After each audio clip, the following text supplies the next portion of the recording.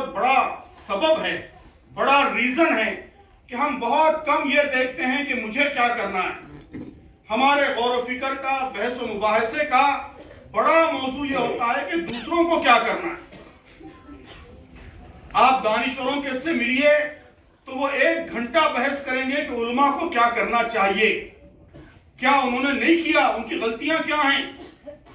उलमा से मिलिए तो वो दानिशवरों के बारे में बताएंगे कि उन्होंने उनको क्या करना चाहिए। बुजुर्गों से मिलिए तो वो नौजवानों का रोना लेकर बैठेंगे कि नौजवानों को ये करना चाहिए, वो नहीं कर रहे हैं।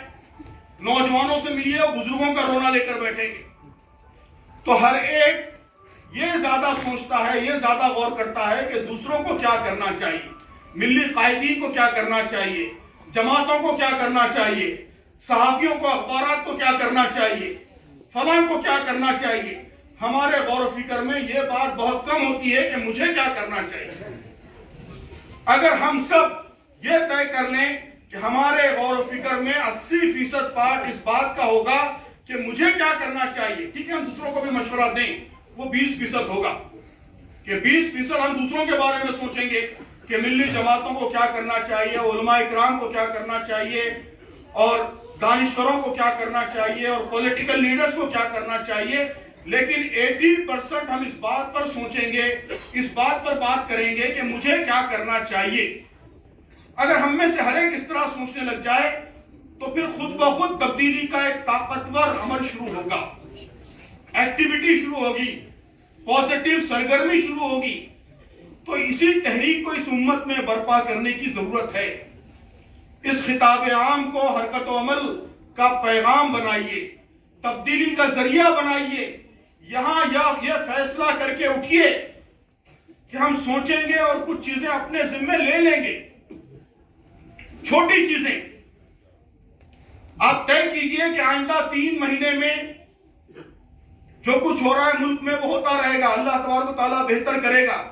तवक्कुल का जो इस्लामी फलसफा है उसकी स्पिरिट यही है कि जो कुछ मेरे बस में है, तदबीर, सबब, वो इख्तियार करना है मुझे पूरी तरह, ऊंट को बांध देना है, और उसके बाद क्या होता है वो अल्लाह पर छोड़ देना है।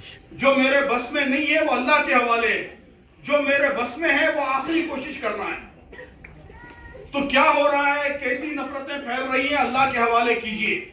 लेकिन यह तय कीजिए कि आइंदा 3 महीनों में हम कम से कम एक गैर मुस्लिम भाई का जहन इस्लाम के बारे में साफ करेंगे।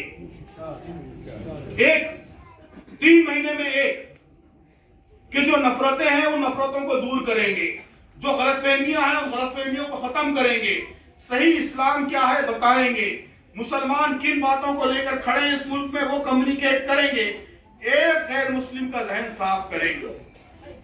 3 महीने में कलकत्ता शहर में 1000 जहन साफ हो जाएंगे, होंगे ना। अगर आप सबने ये तय कर लिया 1000 जहन साफ होंगे, यही तब्दीली है। इसी से चेंज आएगा, इसी से मुस्तकबिल बेहतर होगा, इसी से मसाइल हल होंगे। ये काम हम में से हर एक कर सकता है, खवातीन भी कर सकती हैं, काम करेंगी, हमारी बेटियां भी कर सकती हैं, कॉलेज में दूसरी गैर मुस्लिम लड़कियों से दोस्ती बनाएंगी और उनको सही बात बताएंगी। मर्द भी कर सकते हैं, जवान भी कर सकते हैं, बुजुर्ग भी कर सकते हैं, हर एक कर सकता है। ये छोटा सा काम हम ले लें, हम तय करें कि हम 3 महीने में अलग अलग मसालिक के, अलग अलग सोच के मुसलमानों को जमा करेंगे और कोई एक छोटा सा काम मिलकर करना शुरू करेंगे। एक पॉजिटिव काम, तालीम को आम करने का काम, अपने महल्ले को 100% लिटरेट बनाने का काम, 4 गरीब नौजवानों को रोजगार फराहम करने का काम, ताकि उम्मत इकोनॉमिकली आगे बढ़े। जाहिर है कि ये सब काम हम में से हर एक कर सकता है।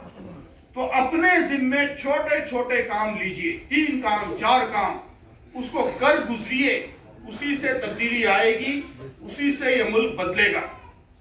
तो यहाँ जितने लोग जमा हैं उन सब ने अगर ये फैसला कर लिया तो तब्दीली शुरू हो जाएगी और इसी तरह तहरीक आगे बढ़ेगी।